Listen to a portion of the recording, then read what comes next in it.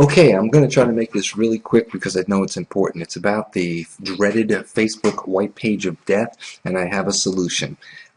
Okay, so this is what I was faced with in the morning when I launched Facebook. It's all blank. Nothing worked. I'm not seeing any postings, no updates, even though there's something like, 17 messages to look at, not coming up. So some of the keys over here, they function, but not very well. What it's supposed to look like is this.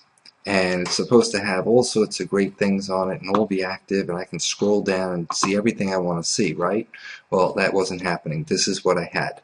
So I said, what am I going to do? Well, I did a lot of research. I tried all the standard things. I clicked on the Facebook logo to refresh it. I clicked on the browser refresh, didn't work. I even logged up and logged back into Facebook to see if that would work. I also closed and reopened Google Chrome browser with Facebook, and then I cleared the Chrome browsing data from the back end. I also ran disk cleanup, antivirus, anti-malware. That's good stuff to do anyway, but it didn't help my problem. I went in the back end of Google and deactivated and reactivated JavaScript just in case. Didn't work. I opened up a new browser, Internet Explorer with Facebook, still nothing. I even sent Facebook support emails pleading for help, and of course pray. One of the things I didn't list here is highly technical, but I went into the DOS level command structure of my computer, and I cleared, I used ipconfig to release and then renew the IP address that I was assigned to through my router. Still nothing. So I went pretty deep on the tech side. Now, looking at Facebook saying, well, what is this? I went into old school time. Back in the day, I was working on computers and I did a lot of programming, and I basically was a specialist involved with databases.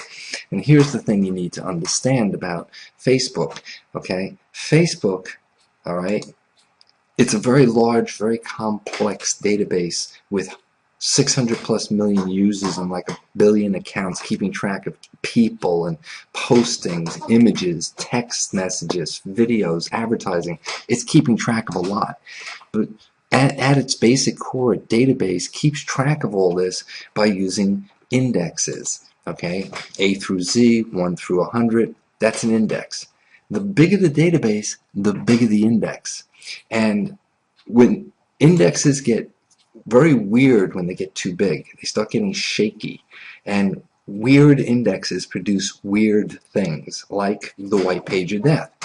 So I went back into Facebook and I took a look and clicked over to the little gearbox here, which is all the settings, and I took a look and said, well, what can I do to possibly re-index the database?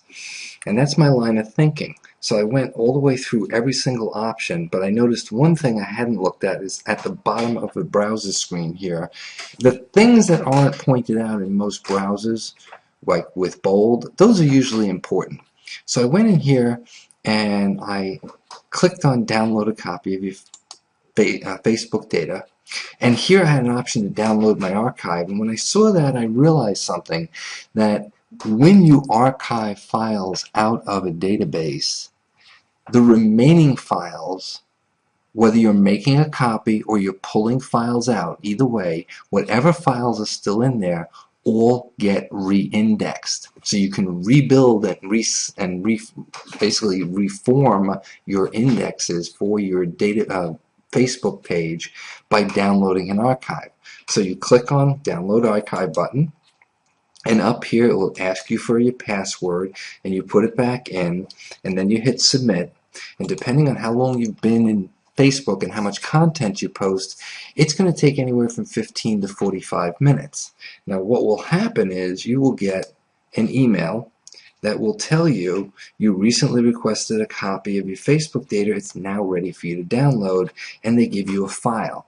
When you click on this file, it will open up this page and allow you to download the archive to your computer, and it'll be a zipped file. This is a good practice anyway, because if you've got a lot of content on Facebook, you're probably going to want to keep some of it and be able to know where it all is. Maybe reuse it.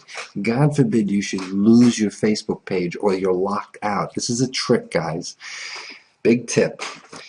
Do an archive as a regular practice, because if you're doing things on Facebook that get you booted off, you might have to create a whole new file. And when you go to create a whole new file, you're going to need all and want all that content. So that's just a good, healthy thing to do. Some of the other healthy things to do would be clicking on, in the browser, you would click on the little triple bar here and come down to Settings. And you can go to look at all the different settings, but what's important is History, clearing your browser data,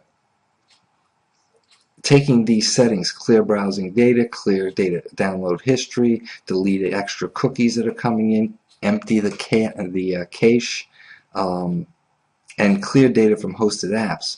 I set it for the beginning of time, but you could do the past hour, day, week, 4 weeks, or beginning of time.